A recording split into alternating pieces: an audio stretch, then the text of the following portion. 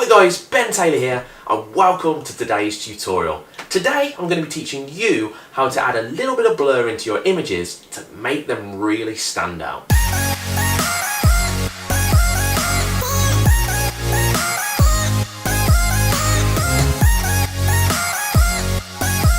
So there's two kinds of blur that you can create when taking a picture in your camera or on Photoshop. There's good blur and bad blur. So what's bad blur? Well, bad blur is when you take a picture on your camera or someone else takes a picture for you and your picture is all out of focus and it looks pretty nasty. Think about bad blur as that annoying person which seems to pop up everywhere you go. Well, hello there, let's talk. And you're just too damn nice to tell them to go away. Good blur, on the other hand, is that delicious blur that you can get in the background of your photos, which wraps itself around the edge of your subject like a cozy blanket. That's the kind of blur that we're going to learn how to create in Photoshop today. And it's a really easy process, so it's not something you're going to find difficult.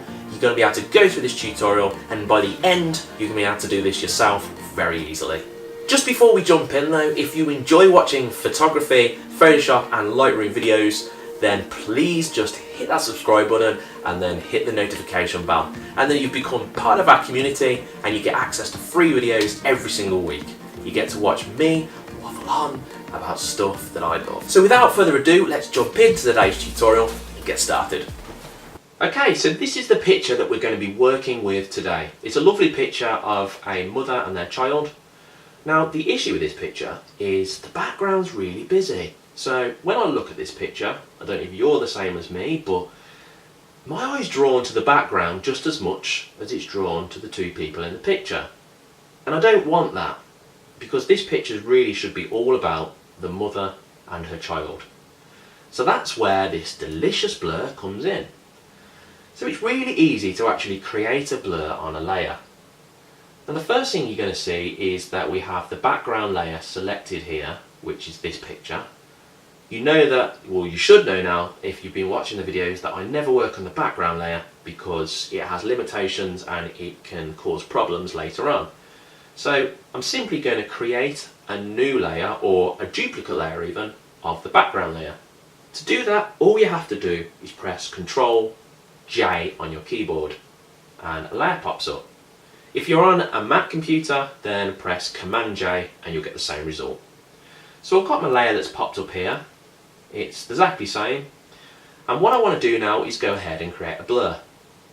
But before I do that, make sure that this here is a smart object. So all you need to do is, let's just show you that again. Right click on the layer here and then go to Convert to Smart Object. You may not know what a smart object is, but it's very important when you're adding filters to a layer. A blur is a filter. You want to make sure that you have a smart object. If I was to add a blur to the layer without a smart object, and I was to then look at the picture or the blur I had added, and then think, well, okay, I haven't added enough blur into the image, I wouldn't be able to change it. But with a smart object added to the layer, I can change this blur at any time. So we've got the smart object on the layer. Now let's go up to Filter, click there, and then come down to Blur. Don't click on Blur Gallery, which is below, click on Blur. And then come to Gaussian Blur. Let's press Cancel. Let's do that again. Filter, down to Blur, and Gaussian Blur. Chose the wrong blur then, silly me. Okay, so that's actually a pretty good amount of blur there. I quite like that. I might bring it down slightly to start with. So I'm going to bring that around about 12.5. And I'm going to click OK. And what you can do is you can use that slider to push up and down on the blur to add more or less blur in. I think this is a good amount of blur to add into the image so that your eyes are not drawn to the background, because it kind of fades them or melds the background away. The problem is you can see the subject, so we don't want to see the subject all blurred out like this. That's not our objective. So the way we can get around this is by putting a mask on this layer. This is the mask button down here. Click on that. If you're not sure what a mask is, I'll quickly explain. A mask enables you to hide or reveal parts of your image. So the mask is on this layer here. If I grab my brush tool here and I'm on black, watch what happens. I'm just going to paint over this bit of the child's arm here. You can see that by painting on this mask with black, I'm hiding the blur. Now if I was to swap this over and I'm now on white, I'm now revealing the blur, so the blur comes back. So hopefully that little demonstration should explain to you exactly what a mask does. Now I'd like to go more in depth about masks, but that's definitely for another tutorial because we could be talking about that for at least half an hour. The main thing to remember is white on a mask reveals and black hides. So I want to hide the blur that we've got on our subjects. So I'm going to increase the size of the brush. We can do that by pressing on my right bracket key. So I'll just do that now a few times. And the brush size is bigger. I'm going to zoom in a little bit because I'm a bit far out here. And then I'm going to start painting on my mask with black to hide the blur. So this is really easy to do. Anyone can grab a brush and then reveal or hide areas on a mask. So what I like to do to start with is just do a little rough paint over the subjects. As you can see, it's pretty rough. I'm not taking a lot of time, being really careful, because I can then go in after and just make sure that I can take care of the edges a bit closer zoomed in.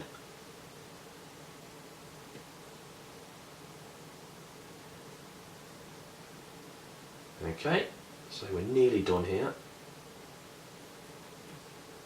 Just make sure we've got the back of the hair and then just up to the edge of the hair here, just around the top, and then a little point of the nose.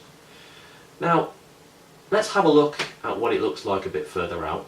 So let's just zoom out of the image a little bit, and then you can see that that's actually looking a lot better. But I can see a couple of areas which I need to reveal or hide on the mask. So I'm going to zoom in because this area here has got my attention.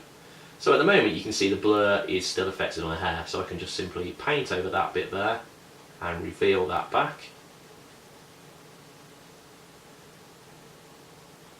And there's a little bit down here as well. This is the great thing about a mask. You can just kind of come onto the mask and reveal and hide certain areas which you may have gone over or got wrong in the first instance. So there's an area down here. Now with this area I want to bring back the blur because it's a bit far away from the body. So all I have to do that is just swap this over to white, and then white reveals, so it's going to reveal the blur. Just do that there. Okay, so let's zoom out. That's looking pretty good now. So we've got that not too far from where it is. There's just one more part which is drawing to my eye. It's just around the baby's hair here. So we want to just swap this over to black and then just make sure that we're revealing the subject and getting rid of the blur.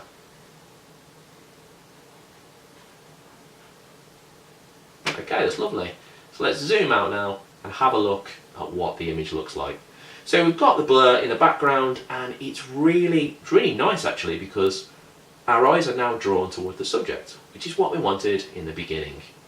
Now if you're unable to see that, then I'm going to simply come down here, click on this, and then you can see that the before, everything's going on in the background, my eyes are looking everywhere, and then now let's click that on, and you can see that the blur has really drawn our attention to the subjects in the middle. Now there's one extra thing that I love to do, and that's I love to sharpen the subjects, which make them stand out even more, and it's really easy to do this. All we need to do is create a new layer, which is down here. You've got your new layer there, and then you need to create something called a stamp visible layer. Probably sounds a bit complex, but all the stamp visible layer does is creates another layer on top of this with a copy of everything on it. So rather than me telling you, let's show you what I mean. So press Shift, Control, Alt and E. You might hit a few different keys the first few times you try that. That's Shift, Control, Alt and E, and then you'll see that I've got a copy here of everything on the layer. And just to show you that that's happened, I'm going to grab my move tool, and then look, you can see that that is a copy of everything. So all I want to do now on this layer is sharpen it. So I'm going to go up to filter, come down to sharpen, and then go across to unsharp mask. We just want to change the amount, which is 195. That's looking pretty good. So let's just bring it up slightly more. It's about 204, 236 I'll do. Click OK. And now we sharpen the image. But we've sharpened everything, so we don't want to sharpen the blur. So what we need to do is we need to get this mask and then add it onto this layer here. And the reason for that is because this mask currently has a selection of the subjects created on it, as you can see there on the mask. So all we need to do is press Alt, click on this and drag it up to the layer above. And we now have the exactly same mask on top. The very last step is we need to invert this, because at the moment it will be hiding the sharpen effect on the layer because it's black, and black hides, remember. So all I need to do is press Ctrl I on my keyboard and make sure we're on mask. Let's do that again. Ctrl I to get it back to where it was. Go to the mask, press Ctrl I, and now we'll have our sharpen effect just on the subject alone. So let's just have a look at these here, the before and the after. So I'm going to click on this. This is the before. It's a nice image, but we're not really focusing much on this here. We're focusing on everything. And then let's click on the after. And now we've got this beautiful blur which draws our attention right smack in the middle here to our subjects. So that is how you create a blur in Photoshop.